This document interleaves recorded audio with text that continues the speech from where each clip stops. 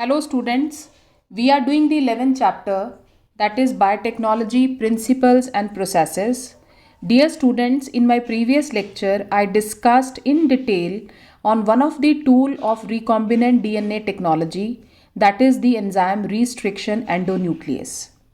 Students, today we will be discussing on another two tools of recombinant DNA technology, that is the cloning vector and competent host. So our today's topic is cloning vector and competent host. Students, we all know that a number of tools they are used in recombinant DNA technology. The first tool we have discussed in detail, that is the enzyme restriction endonuclease, which is also known by the name molecular scissors, and molecular scissors or enzyme restriction endonuclease that is used for cutting the DNA at specific points. The other two tools which are used in recombinant DNA technology, that is the cloning vector and the competent host. Cloning vector जो है student वो vehicle act कर रहा है for our foreign DNA. Cloning vector ने हमारा foreign DNA जो है वो लेके जाना है इनटू दी होस्ट सेल, और जो होस्ट सेल है which is taking the foreign DNA that should also be made competent so that it can take up the foreign DNA very easily. So today we will be discussing on the cloning vectors which are acting as the vehicle for our foreign DNA and the competent host, how we can make the host competent to make up or to take up our foreign DNA. Now what is a cloning vector? Cloning vector mostly students जो use किए जाते हैं recombinant DNA technology में, that is the plasmids. We all know कि जो plasmids की discovery है इन दी bacterial cells, इसने एक बहुत ही इंपॉर्टेंट फाउंडेशन स्टोन रखा for the biotechnology, and we all know that these plasmids they are extra chromosomal materials which are present in the bacterial cells. They are self replicating. इनकी ये जो self replicating power है, इसी के कारण इनको use किया जाता है as vector to insert our foreign DNA into the host cell. So plasmids जो हैं ये extra chromosomal double stranded circular forms हैं डीएनए के that can replicate autonomously. Autonomously means they can self replicate, ये अपने आप को रेप्लिकेट कर सकते हैं. तो इससे एक चीज़ का फ़ायदा हो रहा है, because if they will replicate तो अगर हम अपना फॉरेन डीएनए इसमें इंसर्ट करेंगे that will also start replicating. The term plasmid जो है that is introduced by J. Lederberg in the year 1952.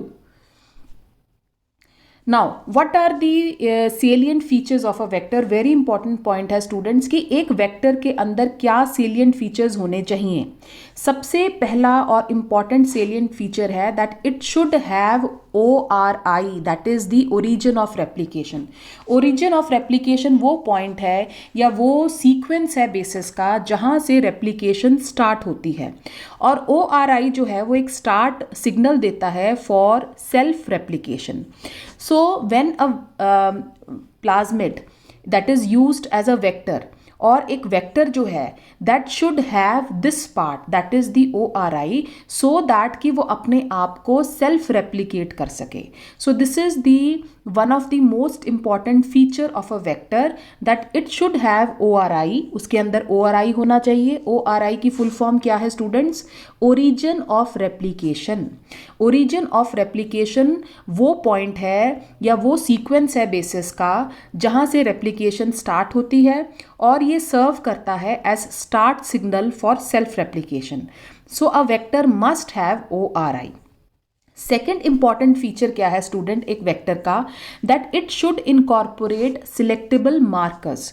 उनके अंदर सिलेक्टेबल मार्कर्स होने चाहिए जो बाद में हमें सिलेक्शन में हेल्प करेंगे, बिकॉज हमने फॉरेन डीएनए की जो है उन होस्ट सेल्स की सिलेक्शन करनी है which will having the foreign DNA.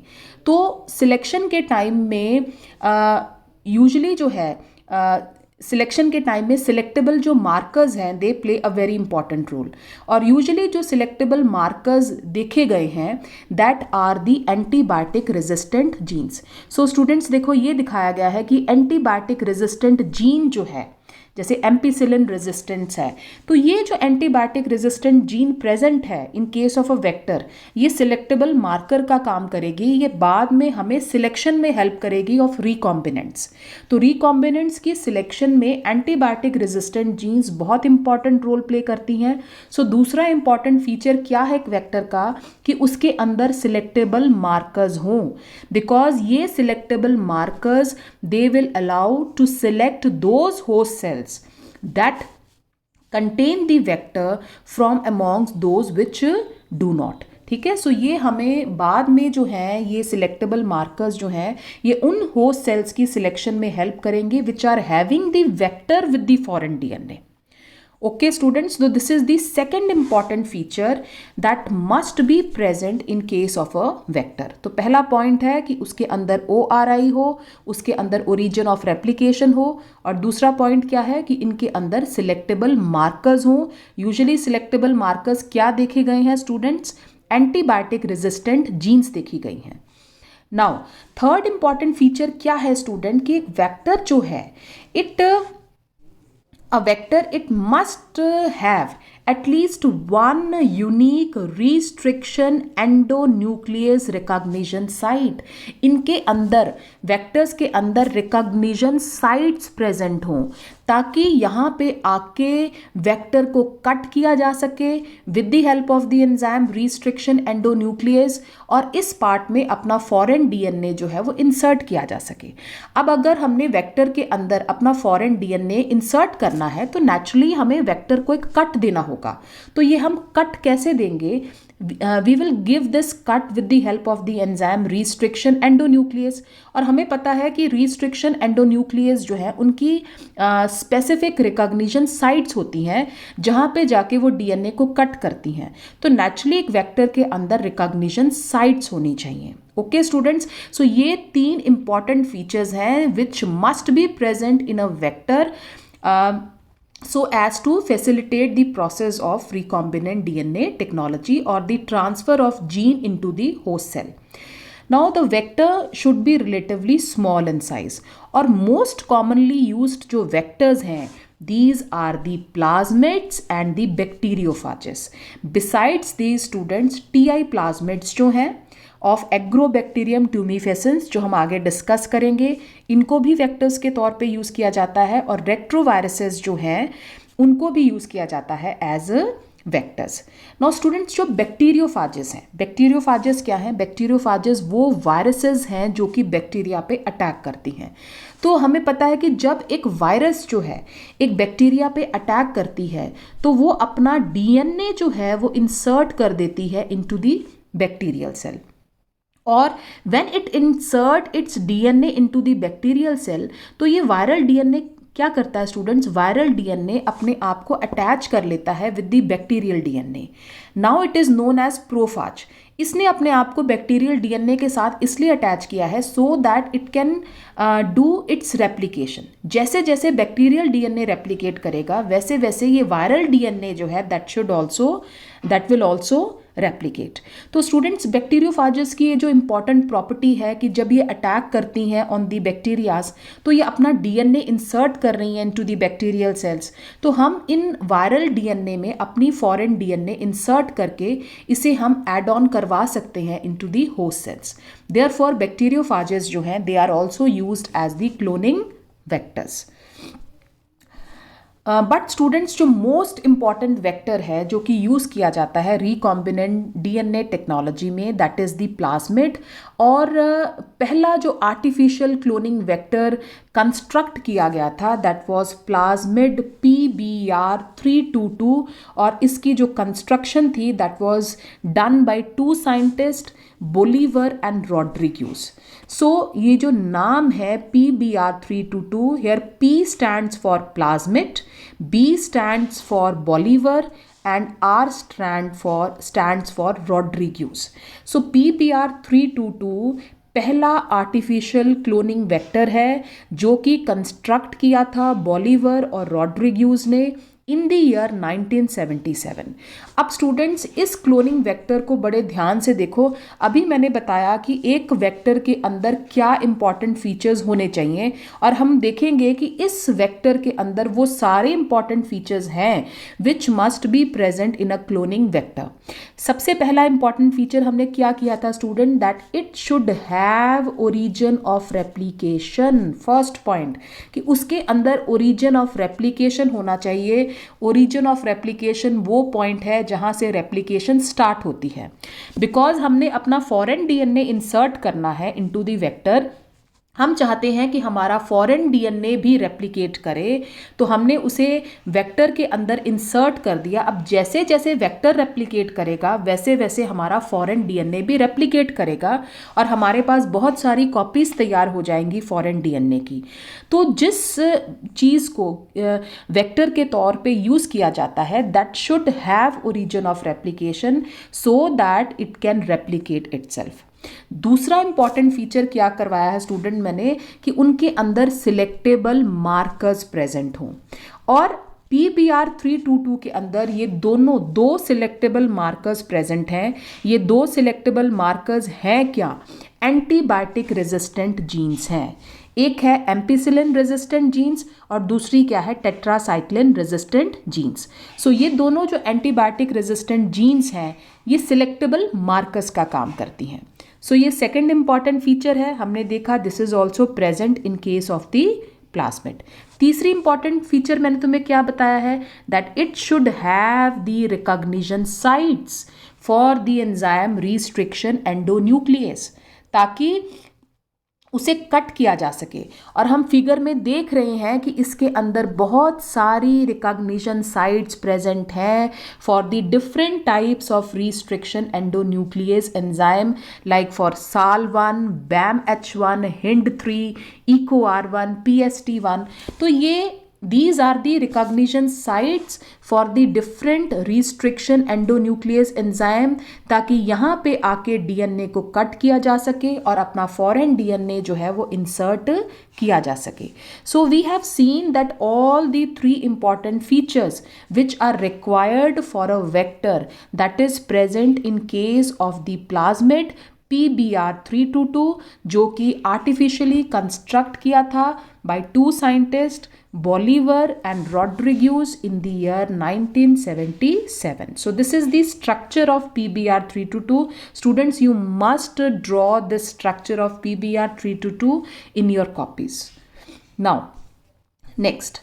Students अभी बताया कि जो मार्कर्स होते हैं, सिलेक्टेबल मार्कर्स जो हैं वो यूजुअली एंटीबायोटिक रेजिस्टेंट जीन्स हैं, जो कि हमें बाद में सिलेक्शन में हेल्प करेंगी in the selection of the recombinants. हमने उन होस्ट सेल्स की सिलेक्शन करनी है which are having our foreign DNA. So ये जो सिलेक्टेबल मार्कर्स हैं जो कि एंटीबायोटिक रेजिस्टेंट जीन्स हैं, they will help in the selection. So it is a gene. What is a selectable marker? Selectable marker एक gene है जो कि हेल्प करेगी to select the transformants and will eliminate the non transformants. अब non transformants क्या है students? Non transformants वो हैं जिनके अंदर इंसर्शन नहीं हुई है वेक्टर की विद द फॉरेन डीएनए, और ट्रांसफॉर्मेंट्स वो हैं जिनके अंदर वेक्टर्स की इंसर्शन हुई है by the process of transformation. तो ट्रांसफॉर्मेंट्स वो हैं जिनके अंदर डीएनए इंट्रोड्यूस हुआ है, नॉन ट्रांसफॉर्मेंट्स वो हैं जिनके अंदर जो वेक्टर्स हैं उनकी इंट्रोडक्शन नहीं हुई। नाउ सिलेक्टेबल मार्कर्स जो हैं स्टूडेंट्स वो यूजुअली क्या है, एंटीबायोटिक रेजिस्टेंट जीन्स हैं। फॉर एग्जांपल हमने PBR322 में देखा तो it is having the ampicillin resistant genes and tetracycline resistant gene, और ये जो है ये this will help in the process of selection. Now to link the, अब स्टूडेंट जब भी कोई फॉरेन डीएनए इंसर्ट किया जाता है इनटू दी वेक्टर, तो जहाँ पे भी वो इंसर्ट किया जाएगा वो पर्टिकुलर जीन जो है वो यूजुअली क्या हो जाएगी, इनएक्टिव हो जाएगी। So to link the alien DNA the vector needs what, recognition sites and we all know कि a number of recognition sites they are present in case of the vector. For example PBR322 में देखा हमने कितनी सारी recognition sites present हैं. यहाँ पे आके हम इस PBR322 को कट करके अपना फॉरेन DNA जो है वो इंसर्ट कर सकते हैं. Now ligation of alien DNA that is carried out at a restriction site. अब हमने अपना जो फॉरेन DNA है स्टूडेंट्स वो इंसर्ट करना है एट दी रिस्ट्रिक्शन साइट. और ये रिस्ट्रिक्शन साइट प्रेजेंट कहाँ पे होनी चाहिए? In the antibiotic resistant genes. For example student, ये एंजाइम है BAMH1. तो BAMH1 जो है वो इस वेक्टर को इस पार्ट पे आके कट करेगी, और ये पार्ट कौन सा है? टेट्रासाइक्लिन रेजिस्टेंट पार्ट है. नाउ स्टूडेंट, जब हम अपना फॉरेन DNA इस पार्ट में इंसर्ट करेंगे, ठीक है, इन दी टेट्रासाइक्लिन रेजिस्टेंट पार्ट, तो अब ये वेक्टर जो है it will loss it's tetracycline resistance power. ठीक है, तो जब हम अपना फॉरेन DNA जो है वो एंटीबायोटिक रेजिस्टेंट पावर में इंसर्ट करते हैं, तो वो जो रेजिस्टेंट पावर होती है that is lost. So ligation of foreign DNA at BAMH1 site of tetracycline resistant gene in vector PBR322, as a result what? Recombinant plasmid is formed, and if ligation does not occur it will form the non-recombinant plasmids. तो student, जब हमने plasmid में अपना, ये suppose हमारा foreign DNA है and this is the plasmid, तो जब हमने अपना फॉरेन DNA इंसर्ट किया इनटू द प्लाज्मिड, तो हमारे पास क्या बन गया? रिकॉम्बिनेंट प्लाज्मिड बन गया. ठीक है, अब कई बारी हो सकता है कि फॉरेन DNA जो है वो इंसर्ट ना भी हो, वो अटैच ना करे विद दी प्लाज्मिड, तो कई प्लाज्मिड्स जो है वो वेकेंट रह जाएंगे, उनके अंदर फॉरेन DNA नहीं होगा. उनको हम क्या कहते हैं? उनको हम कहेंगे नॉन रिकॉम्बिनेंट प्लाज्मिड्स. और ये जो प्लाज्मिड है जिसके अंदर फॉरेन DNA इंसर्ट हो गया है, this is known as what? Recombinant plasmids. ठीक है स्टूडेंट्स, सो एक है रिकॉम्बिनेंट प्लाज्मिड्स, एक क्या है? Non recombinant plasmids. So when a foreign DNA, जब एक फॉरेन DNA को इंसर्ट करेंगे within a gene of bacteria, तो that gene is inactivated and it is known as what? Insertional inactivation. Here the recombinant plasmid it loses its tetracycline resistance power due to the insertion of the foreign DNA. तो अभी मैंने बताया कि जब भी हम अपना फॉरेन DNA जो है वो इंसर्ट करते हैं, तो अगर हमने अपना फॉरेन DNA जो है वो रेजिस्टेंट एंटीबायोटिक रेजिस्टेंस वाले पार्ट में इंसर्ट किया है, तो वो पर्टिकुलर रेजिस्टेंस पावर क्या हो जाएगी? लॉस हो जाएगी. तो जब हमने अपना फॉरेन DNA इंसर्ट किया, तो वो पर्टिकुलर जीन जो है वो क्या हो गई? इनएक्टिव हो गई. This is known as what? Insertional inactivation. तो PBR322 के केस में स्टूडेंट्स, जो फॉरेन DNA होता है वो इंसर्ट किया जाता है टेट्रासाइक्लिन रेजिस्टेंट जीन में. तो tetracycline resistant power that is lost in the recombinant plasmids. So अब जब प्लाज्मिड्स को इंट्रोड्यूस किया जाएगा स्टूडेंट्स ई कोलाई में, तो 3 टाइप की सेल्स जो है वो फॉर्म्ड होंगी. और वो 3 टाइप की सेल्स कौन सी होंगी? एक होंगी नॉन ट्रांसफॉर्मेंट्स, जिनके अंदर प्लाज्मिड इंसर्ट नहीं करेगा. दूसरे होंगे ट्रांसफॉर्मेंट्स. एक ट्रांसफॉर्मेंट्स वो होंगे जिनके अंदर नॉन रिकॉम्बिनेंट प्लाज्मिड होगा. और तीसरे ट्रांसफॉर्मेंट्स वो होंगे which are having the recombinant plasmid. थोड़ा सा इसे हम और ज़्यादा क्लियर करते हैं with the help of a picture. Students ये देखो, दिस इज़ द प्लाज्मिड जो कि वेक्टर के तौर पे यूज़ किया जा रहा है, and this is the DNA, foreign DNA. तो हमने प्लाज्मिड को फॉरेन DNA के साथ इंसर्ट किया. This is the recombinant plasmid और रिकॉम्बिनेंट DNA. नाउ स्टूडेंट्स, इस रिकॉम्बिनेंट प्लाज्मिड को हम इंसर्ट कर रहे हैं into the bacterial cells, that is the E coli. अब होगा क्या स्टूडेंट्स, जब हम इसको इंसर्ट करवा रहे हैं into the E coli, then कुछ ई कोलाई सेल्स वेकेंट रह जाएंगे in which there will be no plasmids. इनको हम क्या कहेंगे? Non transformants. नाउ कुछ बैक्टीरियल सेल्स ऐसे होंगे जिनके अंदर ट्रांसफॉर्मेशन होगी, प्लाज्मिड एंटर करेगा, but that will be non recombinant plasmid without the foreign DNA. So ये दूसरे क्या होंगे? Non recombinant transformants. तीसरे क्या है स्टूडेंट्स, वो ट्रांसफॉर्मेंट्स होंगे which are having the foreign DNA, so these are known as recombinant transformants. Students ये क्लियर हो गया। सबसे पहले हमने वेक्टर के अंदर फॉरेन डीएनए इंसर्ट किया, हमारे पास आ गया रिकॉम्बिनेंट प्लाज्मिड। अब हमने रिकॉम्बिनेंट प्लाज्मिड को इंसर्ट करना है into the bacterial cells, but कुछ बैक्टीरियल सेल्स के अंदर कोई भी प्लाज्मिड एंटर नहीं करेगा, वो क्या है, they are the non transformants. कुछ बैक्टीरियल सेल्स ऐसी होंगी जिनके अंदर नॉन रिकॉम्बिनेंट प्लाज्मिड एंटर करेगा विदाउट दी फॉरेन डीएनए, उनको हम क्या कहेंगे, नॉन रिकॉम्बिनेंट ट्रांसफॉर्मेंट्स। तीसरे वो बैक्टीरियल सेल्स होंगे which are having the recombinant plasmid, उनको हम क्या कहेंगे, रिकॉम्बिनेंट ट्रांसफॉर्मेंट्स। और हमने किसको सिलेक्ट करना है, हमने सिलेक्ट करना है रिकॉम्बिनेंट ट्रांसफॉर्मेंट्स को जिनके अंदर हमारी फॉरेन डीएनए जो है वो इंसर्ट हुआ है। हमें ये वाली होस्ट सेल्स चाहिए जिनके अंदर हमारा फॉरेन डीएनए है। तो इनकी सिलेक्शन के लिए स्टूडेंट्स हम क्या करते हैं, हम एंटीबायोटिक्स यूज़ करेंगे ऑन दी कल्चर मीडिया।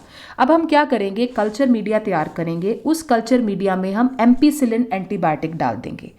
तो जब हम एम्पीसिलिन एंटीबायोटिक डालेंगे तो क्या होगा कि जो नॉन ट्रांसफॉर्मेंट्स हैं उनमें कोई भी प्लाज्मिड जो है वो इंसर्ट नहीं किया, so they are ampicillin sensitive और वो टेट्रासाइक्लिन भी सेंसिटिव है, तो they will not be able to grow, वो ग्रो नहीं कर पाएंगे on the culture media. And only the transformants, because ये दोनों जो ट्रांसफॉर्मेंट्स हैं चाहे वो नॉन रिकॉम्बिनेंट है चाहे रिकॉम्बिनेंट है, बिकॉज जो नॉन रिकॉम्बिनेंट है वो एम्पीसिलिन भी रेजिस्टेंट है, वो टेट्रासाइक्लिन भी रेजिस्टेंट है, बट जो रिकॉम्बिनेंट ट्रांसफॉर्मेंट्स हैं वो एम्पीसिलिन रेजिस्टेंट तो हैं बट वो टेट्रासाइक्लिन सेंसिटिव है, बिकॉज जब हमने अपना फॉरेन डीएनए इंसर्ट किया into the tetracycline resistant part, तो टेट्रासाइक्लिन रेजिस्टेंट पावर जो थी वो क्या हो गई, लॉस हो गई। इसका मतलब जो रिकॉम्बिनेंट्स हैं वो टेट्रासाइक्लिन सेंसिटिव है, बट जो नॉन रिकॉम्बिनेंट्स हैं वो टेट्रासाइक्लिन रेजिस्टेंट है। यही जो प्रॉपर्टी है स्टूडेंट, ये हेल्प करेगी इन दी सिलेक्शन प्रोसेस। तो सबसे पहले हम एम्पीसिलिन मीडियम रखेंगे अपने कल्चर में, तो होगा क्या, ट्रांसफॉर्मेंट्स जो नॉन ट्रांसफॉर्मेंट्स हैं they will not able to grow, only transformants will grow. Non recombinants भी ग्रो कर जाएंगे और रिकॉम्बिनेंट्स भी ग्रो कर जाएंगे। अब हम क्या करेंगे, उसका रेप्लिका तैयार करेंगे कल्चर प्लेट का, और उस कल्चर प्लेट में अब हम एंटीबायोटिक चेंज कर देंगे। Now we will take the antibiotic tetracycline. तो जब हम अपने टेट्रासाइक्लिन मीडियम तैयार करेंगे तो उस कल्चर मीडिया में students now the recombinants they will not be able to grow, only the non recombinants they will grow. So इस तरीके से स्टूडेंट्स दोनों कल्चर मीडिया की प्लेट्स की कंपैरिजन करके we will find out that which are the recombinants and which are the non recombinants. So इस तरीके से स्टूडेंट्स ये जो एंटीबायोटिक रेजिस्टेंस जीन्स हैं they help in the process of the selection of the recombinants which are having the foreign DNA. सो हमने देखा कि एक एंटीबायोटिक रेजिस्टेंस जीन जो थी it helps in the selection of the transformants, और दूसरी जो एंटीबायोटिक रेजिस्टेंट जीन है जिसको हमने इनएक्टिव कर दिया है वो हमें रिकॉम्बिनेंट्स की सिलेक्शन में बहुत इंपॉर्टेंट रोल प्ले करती है। सो इस तरीके से हमने देखा कि सिलेक्टेबल मार्कर्स जो हैं they help in the selection of the recombinants over the non recombinants and non transformants. Now students, ये जो प्रोसेस है selection of recombinants, this is a very difficult procedure because इसमें साइमल्टेनियस प्लेटिंग की जाती है दो प्लेट्स में having different antibiotics. ये बहुत ही टीडियस प्रोसेस है, इसलिए आजकल एक नया तरीका जो है वो ऑल्टरनेटिव वे जो है वो डिस्कवर्ड हुआ है, डेवलप्ड हुआ है, which is based on the ability to produce a colour in the presence of chromogenic substrate. ये कलर प्रोड्यूस करेगा बिकॉज पहले वाले मेथड में कोई कलर जो है वो प्रोड्यूस नहीं हुआ था जिसके बेसिस पे हम सिलेक्शन करें रिकॉम्बिनेंट्स की ओवर दी नॉन रिकॉम्बिनेंट्स। तो एक ऑल्टरनेटिव वे जो है वो डेवलप्ड हुआ है जिसमें कलर जो है that will be developed in the presence of the chromogenic substrate. इसमें क्या किया जाता है स्टूडेंट्स, इसमें जो हमारा रिकॉम्बिनेंट डीएनए है that is inserted in the coding sequence of an enzyme beta galactosidase. इस एंजाइम वाले इस the gene which is forming this particular enzyme, वहाँ पे हम अपना डीएनए इंसर्ट करते हैं। तो जब हम अपना डीएनए इंसर्ट करेंगे इस पर्टिकुलर पार्ट में, तो ये जीन क्या हो जाएगी, इनएक्टिव हो जाएगी, and this gene will not be able to form this particular enzyme, that is beta galactosidase। और ये एंजाइम क्या कर रही है स्टूडेंट्स, ये एंजाइम ब्लू कलर प्रोड्यूस कर रही है। इसका मतलब हमारे जो रिकॉम्बिनेंट्स होंगे दे विल नॉट प्रोड्यूस कलर, ये वाइट कलर की कॉलोनीज जो हैं वो प्रोड्यूस करेंगे, और जो नॉन रिकॉम्बिनेंट्स होंगे उनके अंदर इंसर्शन नहीं हुई है फॉरेन डीएनए की, and they will produce what, blue coloured colonies. So इस तरीके से कलर्ड कॉलोनीज और वाइट कलर्ड कॉलोनीज की हेल्प से हम सिलेक्शन कर लेंगे रिकॉम्बिनेंट्स की। सो ये देखो students, so in this the recombinant DNA that is inserted into the gene of an enzyme beta galactosidase, so the gene that is inactivated, and such colonies they do not produce color, they produce white colored colonies, and they are the recombinant colonies. And if the plasmid in bacteria have no insert, it will give what, blue colored colonies। so इस तरीके से blue colored colonies क्या है, blue colored colonies non recombinant है, इनके अंदर foreign DNA insert नहीं हुआ है, और जो white colored colonies हैं they are the recombinant colonies which are having the foreign DNA। so इस तरीके से ये एक alternative way है जिसमें colored colonies को obtain करके हम select करते हैं recombinants को over the non recombinants। Now a number of other tools they are also used in case of recombinant DNA technology। इसमें सबसे important tool है students the bacterium Agrobacterium tumefaciens। very important name students, Agrobacterium tumefaciens। इसे natural genetic engineer भी कहा जाता है, and it is used as a vector। इसे भी vector के तौर पे use किया जाता है for delivering the genes to plants and animals।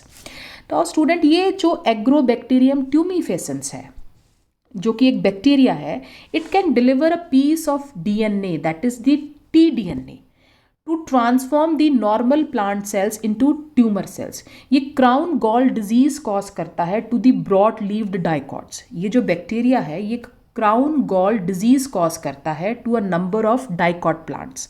तो ये ट्यूमर जो है कॉज करवाता है इन दी होस्ट सेल्स। क्यों? क्योंकि इसके अंदर एक प्लाज्मिड है which is known as TI plasmid, tumor inducing plasmid, and this tumor inducing plasmid is having tDNA। तो जब भी ये बैक्टीरिया अटैक करता है ऑन दी होस्ट सेल्स तो ये अपना TI प्लाज्मिड इंसर्ट कर देता है इनटू दी होस्ट सेल, और ये TI प्लाज्मिड ट्यूमर इंड्यूस कर देगा इनटू दी होस्ट सेल्स। तो इस तरीके से ट्यूमर्स की फॉर्मेशन हो जाती है इन दी होस्ट सेल्स।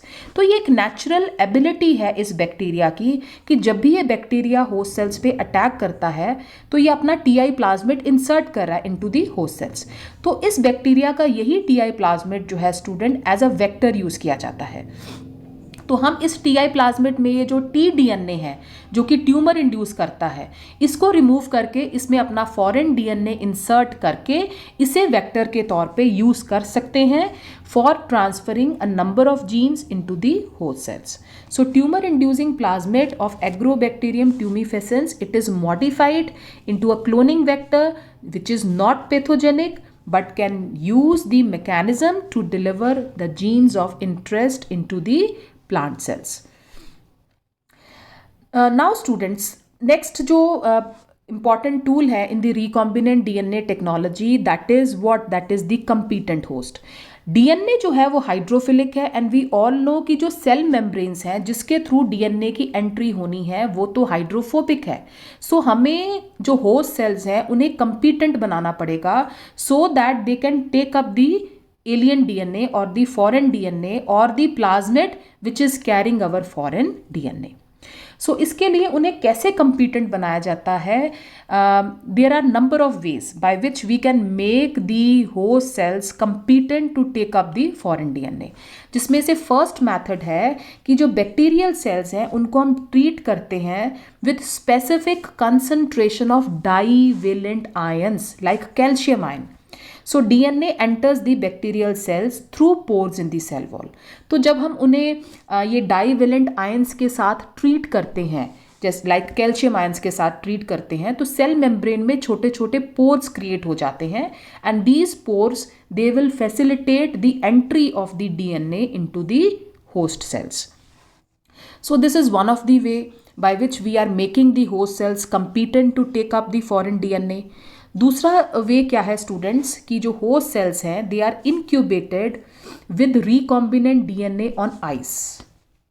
ठीक है, फिर they are placed briefly at 42 degree centigrades, थोड़ा सा मतलब उनको ठंड आइस में रखा गया, फिर उन्हें हीट शॉक दिया गया and then they are again put on ice. तो हम देखते हैं स्टूडेंट्स कि जब हम सडन चेंज करते हैं टेम्परेचर का, कि एक बार हमने उसे कोल्ड ट्रीटमेंट दिया, फिर हमने उसे हॉट ट्रीटमेंट दिया, सो इस तरीके से भी सेल जो मेम्ब्रेन है उसमें पोर्स क्रिएट होते हैं and these pores they will facilitate the entry of the foreign DNA into the host cells. So this is the second way by which we can facilitate the entry of the foreign DNA into the host cell. तीसरा वे है students electroporation. सो इलेक्ट्रोपोरेशंस में electric currents दिए जाएंगे to the host sales. इसमें क्या किया जाता है, लो वोल्टेज लॉन्ग पल्सेस और high voltage short pulses they are given to the host cells for a number of times. तो ये जब इलेक्ट्रिक पल्सेस दिए जाते हैं for a number of times, ये इलेक्ट्रिक pulses क्या करते हैं, they will create what? They will create pores in the cell membranes and these pores they will be hydrophilic and through this hydrophilic pores the hydrophilic DNA molecule it can easily enter within the cells. So electroporations means short electric pulses, impulses or currents that will be given to the host cell for a number of times so that small pores they are created in its membrane to facilitate the entry of the foreign DNA into it. Next way जो है students that is the micro injection. Micro injection में हम क्या करेंगे कि जो recombinant DNA उसे directly ही देखो इंजेक्ट कर दिया जाएगा into the host cell with the help of micropipettes और micro syringes. So micro syringes या micropipettes की हेल्प से देखो DNA जो है recombinant DNA that is directly inserted into the nucleus of the cells. ठीक है, but this method needs great technical skill चाहिए होती है because many cells they die during this process. तो बहुत हाई टेक्निकल स्किल चाहिए in order to make the entry of recombinant DNA into the host cells through this method and this is known as what, micro injection. The last method is the ballistic method जिसे हम gene gun method भी कहते हैं. It has been developed to introduce recombinant DNA into mainly plant cells by using gene और particle gun. इसमें क्या किया जाएगा स्टूडेंट्स, माइक्रोस्कोपिक जो पार्टिकल्स हैं गोल्ड या टंगस्टन के उनको हमने कोट किया है with the DNA of interest and they are bombarded into the cells. ठीक है, उनको बम्बार्ड किया जाएगा into the sales.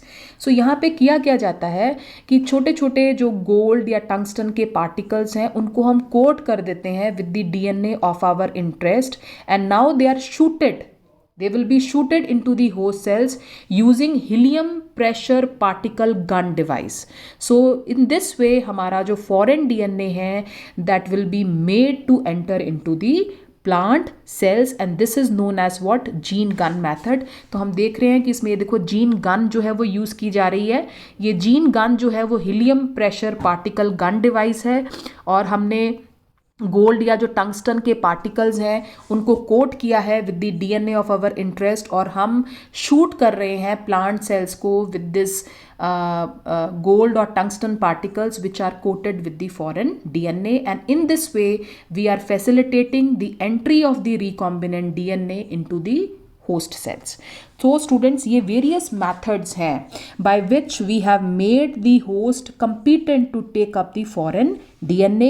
So this was the last tool of the recombinant DNA technology.